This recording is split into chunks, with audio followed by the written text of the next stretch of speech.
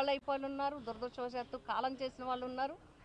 ఈ సెజ్ ప్రాంతంలో పోరాటం చేస్తూ అనేక ఇబ్బందులకి గురైన వాళ్ళు ఉన్నారు. ఏ ఒక్కరోజు వాళ్ళు స్టేషన్లో 1 గంట నిలబడకుండా మేమందరం కూడా చూడడం జరిగింది.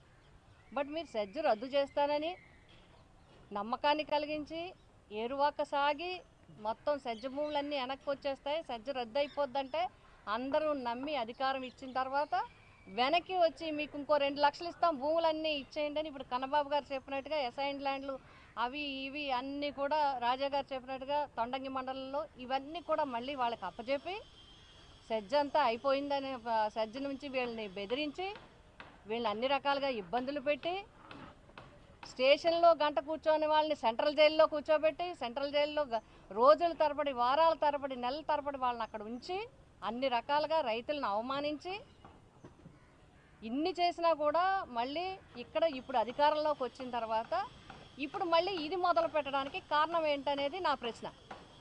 ఏం ఉద్దేశించి మళ్ళీ సెజ్ నుంచి ఏం ఆశించి ఇవన్నీ కూడా లేనిపోనివి కల్పించి చేస్తున్నారు? 2180 ఎకరాల భూమిని భారతదేశం మొత్తం మీద ఏ ఒక్క సెజ్లో కూడా ఎవ్వరు కూడా వెనక్కి 1 ఎకరం కాదు కదా 1 సెంటు కూడా వెనక్కి రైతులకు ఇచ్చింది లేదు. ఒక ఆంధ్రప్రదేశ్లో జగన్మోహన్ రెడ్డి గారు ముఖ్యమంత్రిగా ఉండగా వాళ్ళందరికీ కూడా న్యాయం చేయడం జరిగింది. రైతుల యొక్క గౌరవాన్ని నిలబెట్టడం జరిగింది. రైతుల ఉద్యమాన్ని గౌరవించడం జరిగింది.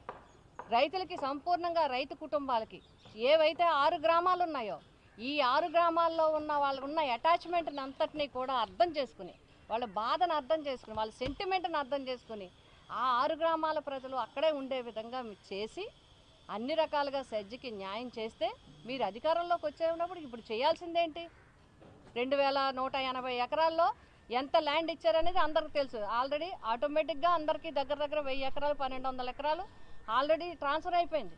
మిగతాది జీరో రిజిస్ట్రేషన్ గురించి రిజిస్ట్రేషన్ ఆఫ్ స్టాంప్స్ దగ్గర పోస్టల్ స్టాంప్స్ అండ్ రిజిస్ట్రేషన్ దగ్గర పెండింగ్లో కొన్ని ఉన్నాయి.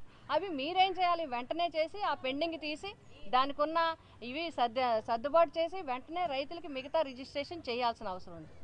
మీరు నిన్న ఈరోజు పత్రికల్లో కొన్ని పత్రికల్లో వార్తలు చూస్తుంటే ఇంత అభూత కల్పనలు ఇంత అబద్ధాలు ఎందుకు చెప్తారని ఒక రైతు ఫోటో వేశారు. పాపం ఆ రైతుకు కూడా తెలియదు అతని ఈ ప్రాబ్లం